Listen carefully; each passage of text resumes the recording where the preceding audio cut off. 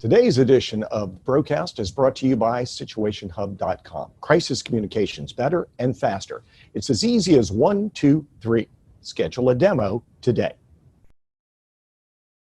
Hey everybody, welcome to this edition of the Broadcast, where we give you bite-sized bits of best practices to help you be a better leader and a more effective communicator. I'm your host, Gerard Braud. Don't forget to subscribe, hit like, and receive more content. Today we're talking about managing expectations.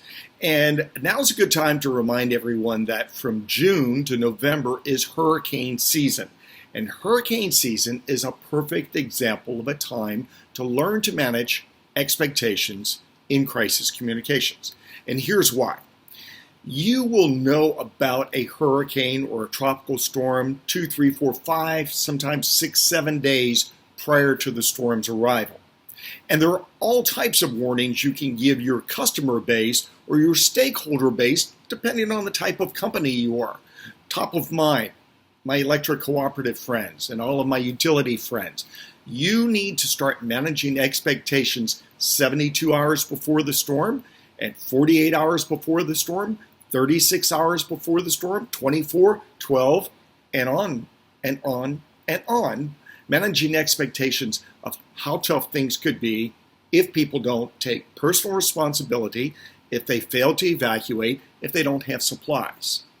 If you're a chemical company, you need to let your community know that you're shut down and safe, as well as letting your customers know that there might be supply chain interruptions. If you're one of my banks or one of my credit unions, you've got that ability to let people know whether your facilities will be open and how they can use online banking.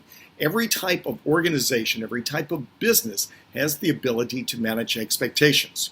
One of the best ways to do it is to use a software tool like SituationHub. You can find out more at SituationHub.com. It's loaded with templates for tropical storm warning, tropical storm watch, coastal flood warnings, hurricane watches, tornado warnings, tornadoes actually hitting, the hurricane actually hitting, flooding actually happening. There are so many things that you can communicate before the storm that mitigate the suffering after the storm, but mitigate having your stakeholders gnaw at you wanting more information. If you tell them how bad it's going to be before the storm, then they're more likely to take personal responsibility and not be chasing you down after the storm with stupid comments on social media.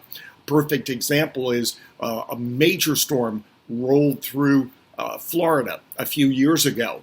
And I remember seeing, the devastation that was happening, but yet I saw a young mother on social media post to one of the electric companies, "Come on, XYZ electric company, when are you going to get the lights back on? I'm stuck in a trailer with an infant and a newborn." Well, the lights were not coming back on for that customer for at least 2 weeks because the storm was so massive that it not only wiped out the local power grid, it wiped out the power grid through the entire state. Major transmission lines were not going to be restored for weeks and weeks and weeks. So letting customers know ahead of time how bad it could be mitigates those types of reactions, those types of behaviors after the storm. I hope this is helpful for you.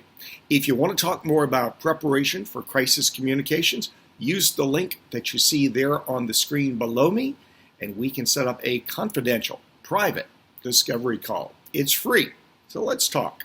I'm Gerard Braud. Thanks for following the broadcast.